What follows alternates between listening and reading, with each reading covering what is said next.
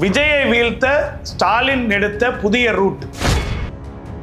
பதவிக்காக துரோகம் விளைவித்த கூட்டணி கட்சிகளுக்கு பாடம் எடுக்கவும், இவ்வளவு காலம் போராடி வந்த தலித் மற்றும் சிறுபான்மையின மக்கள் கடந்த தேர்தலில் வாக்களிக்காததற்கும், அவர்களின் பாதுகாவலனாக இருப்பதை விட்டுவிட்டு பெரும்பான்மை சமூகத்திற்கு பாதுகாவலனாக மாற ஸ்டாலின் பிடித்திருக்கக்கூடிய புதிய ரூட் தாவேகாவை அசைத்து பார்க்க போகிறதா? திமுகவை மீண்டும் ஆட்சியில் அமர்த்த போகிறதா ஸ்டாலினின் இந்த பிரம்மாஸ்திரம்? பாருங்கள், முழுவதுமாக பார்க்கலாம். தமிழ்நாட்டுல எல்லாமே சேஞ்ச் ஆயிடுச்சு. உங்க நகையையும் சேஞ்ச் பண்ணுங்க. உங்க பழைய நகைக்கு கிராமுக்கு 150 ரூபாய் கூடுதலா வாங்கி புது நகை எடுத்துக்கோங்க. அதே கம்மி சேதாரம் தான் உங்க லலிதால மட்டும்தான். ஆச்சி மசாலா, எந்த சமையலும் ருசி தேடும் ரகசியம் 20 ரூபாய். விஜயை வீழ்த்த ஸ்டாலின் எடுக்கும் புதிய ரூட். நடந்து முடிந்த தமிழக சட்டமன்ற தேர்தலில் கடந்த 50 ஆண்டுகளில் இல்லாத அரசியல் மாற்றங்களை புரட்டி போட்டி இருக்கிறது தாவேகா. ஒரு நடிகர் அரசியலுக்கு வருகிறார். 2 ஆண்டுகளில் தமிழகம் பார்த்திராத ஒரு வெற்றி, அதாவது 30% அதிகமான ஒரு பெற்று அதிகப்படியான எம்எல்ஏக்களை கொண்ட கட்சியாகவும், ஆனால் அதே சமயம் பெரும்பான்மையான இடத்தை பிடிக்க முடியாத கட்சியாகவும் தமிழக அரசியல் களத்தில் உருவெடுத்துள்ளது தாவேகா. விஜயின் இந்த புதிய அரசியல் பாதையும் அவர் அதற்கு அடுத்து அவர் ஆடிய ஆட்டங்களும், ஏனென்றால் மதசார்பற்ற கட்சிகளை எல்லாம் அழைத்து ஆட்சியில் அதிகாரத்தில் எல்லாம் பங்கு கொடுத்ததெல்லாம் பார்க்கும் பொழுது அரசியல் பார்வையாளர்களும் அரசியல் ஆய்வாளர்களும் மிகப்பெரிய அதிர்ச்சியில் ஆழ்த்தியுள்ளது. குறிப்பாக சிறுபான்மையினர் மற்றும் தலித் மக்களின் ஒட்டுமொத்தமான வாக்குகள் அதன் அடையாளமாக இருந்த கட்சிகளுக்கெல்லாம் செல்லாமல் விஜயின் பின்னால் தாவேகாவுக்கு பின்னால்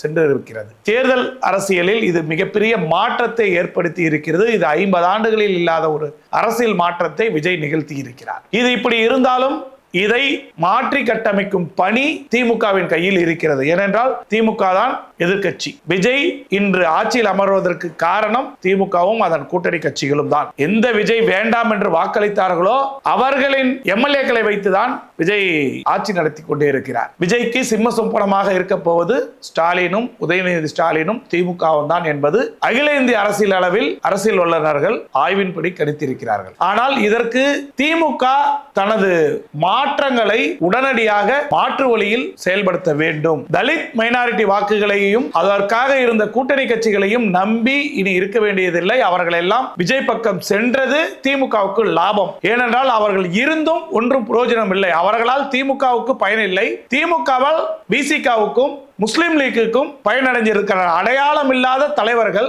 தொண்டர்கள் இல்லாத தலைவர்களாக மாறியிருந்தார்கள் கடந்த தேர்தலின் சமயத்தில். அவர்கள் எல்லாம் திமுகவை மடைமாற்றம் செஞ்சு கடந்த தேர்தலில் எல்லாம் வாங்கிய வாக்குகளை எல்லாம் வைத்துதான் காட்டினார்கள். ஆனால் அவர்கள் எல்லாம் காலி டப்பா என்பதை இந்த தேர்தலில் திமுகவுக்கு விழுந்த வாக்குகளின் அடிப்படையில் பார்க்கும் பொழுது விசிகா என்னும் ஒரு இயக்கம் தாவேகாவின் பக்கம் சென்று விட்டது. அதன் கட்சியின் தலைமை மட்டும்தான் இருக்கிறது என்பதை பல்வேறு ஆய்வுகள் கூறுகிறது. அந்த மாற்றங்கள் தேர்தல் சமயத்திலேயே தடுமாறி போனார் திருமா. ஒரு தலித்துகளின் அடையாளமாக பார்க்கப்பட்டவர், கொள்கைக்காக எதையும் செய்ய தயாரானவர் என்றெல்லாம் புகழப்பட்ட திருமா பதவிக்காகவும் வீழ்ந்து விடுவோமோ என்று அச்சப்பட்டு தேர்தல் காலத்திலேயே காட்டுமன்னார் கோயிலில் போட்டியிட்டார்.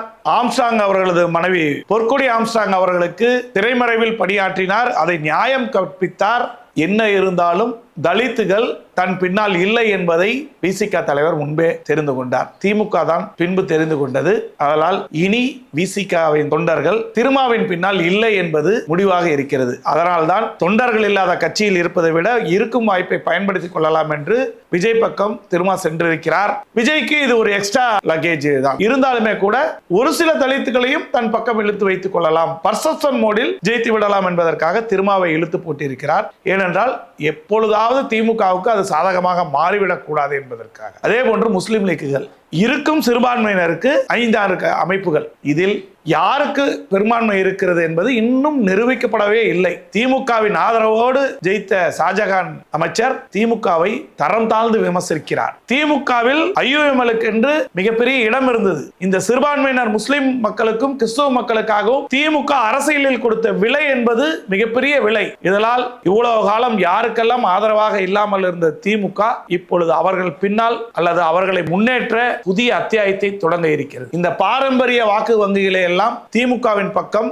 இன்னும் வருவதற்கு சில நாட்கள் ஆகலாம். உடனடியாக வருவதற்கான சூழ்நிலை அங்கு இல்லை. விரைவில் வரவிருக்கிற இடைத்தேர்தல், உள்ளாட்சி தேர்தல் மற்றும் பாராளுமன்ற தேர்தலில் எல்லாம் இந்த தலித்களும் சிறுபான்மையினரும் தலைவர்களை வைத்துக் கொண்டு திமுக மீண்டும் பயணித்தால் தலைவர்கள் மட்டும்தான் இருப்பார்கள். அதன் அமைப்புகள் எல்லாம் விஜய் பின்னால் இப்பொழுது சென்றிருக்கிறது. அவர்கள் எல்லாம் உடனடியாக மாறுவதற்கான சூழ்நிலைகள் அரசியல் களத்தில் தென்படவில்லை. அதற்கு அடுத்ததாக வந்தவர்களுக்கும் ஆட்சி அதிகாரத்தில் பங்குகள்லாம் கொடுத்தது தமிழக அரசியலில் மிகப்பெரிய மாற்றத்தை விஜய் உருவாக்கியதன் விளைவாக இந்த இரண்டு சமூகங்களை இனியும் தாங்கி பிடிக்க வேண்டாம். இவர்களுக்காக பேசி பேசி இவர்களுக்காக திமுக இழந்ததுதான் அதிகம்.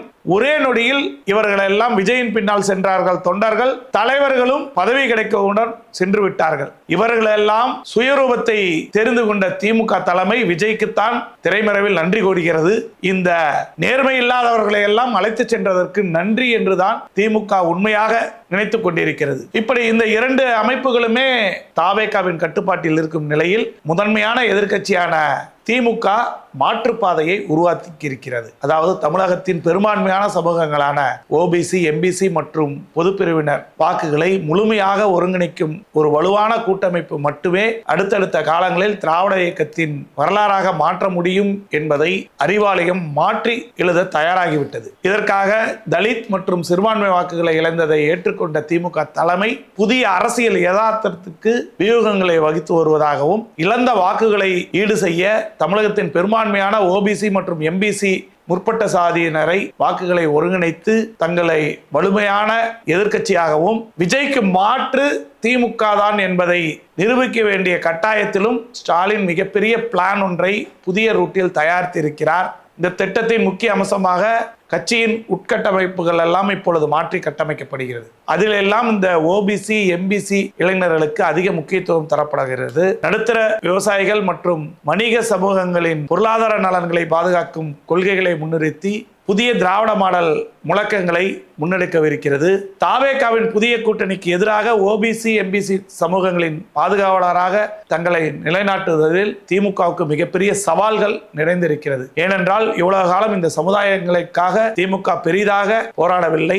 தலித்களுக்காகவும் சிறுபான்மையினருக்காகவும் தான் அதிக அளவில் போராடி இருக்கிறது. இந்த சமூக வாக்குகளை ஒருங்கிணைப்பது என்பது திமுகவுக்கு மிகப்பெரிய சுமையாகவும் மிகப்பெரிய அரசியல் மாற்றத்திற்காக அன்றாட பணிகளை செய்ய வேண்டிய நிலைக்கு இருக்கிறார்கள். எம்பிசி வாக்குகளில் செல்வாக்கு செலுத்தும் பாமக, ஓபிசி வாக்குகளில் வலுவான அமைப்பாக இருக்கிற அதிமுக மற்றும் பாஜக போன்ற கட்சிகளும் இதே வாக்கு வங்கியை இலக்காக கொண்டு செயல்படுகின்றன. இவர்களுக்கு இடையே இடம் பிடித்துள்ள பிராமணர், செட்டியார் மற்றும் விஸ்வகர்மா போன்றவர்கள் எல்லாம் திமுகவின் மீது நம்பிக்கை வைக்கும் அளவிற்கு திமுக இன்னும் நடந்து கொள்ளவில்லை. அதற்கான என்ன செயல் திட்டத்தை வடிவமைத்து அதற்கான முதல் கட்ட பணிகளை என்ன செய்ய போகிறார்கள் என்பதை திமுக அக்னி பரீட்சையாகவே வைத்திருக்கிறது. அரசியலில் நிரந்தர எதிரியும் இல்லை, நிரந்தர வாக்கு வங்கியும் இல்லை என்பது பழைய தத்துவம். தலித் சிறுபான்மையின வாக்குகள் தனது கோட்டையாக மாற்றிய தாவேகாவுக்கு எதிராக ஓபிசி, எம்பிசி வாக்குகளை தனது கோட்டையாக திமுக மேற்கொள்ளும் இந்த புதிய அரசியல் ரூட்டிற்கு முயற்சிகள் வரும் இடைத்தேர்தல், நாடாளுமன்ற தேர்தல் மற்றும் உள்ளாட்சி தேர்தல்களில் புதிய திருப்பங்களை ஏற்படுத்தும் வகையில் திமுக உட்கட்டமைப்புகளும் புதிய முழக்கங்களும் செய்ய தயாராகி இருக்கிறது.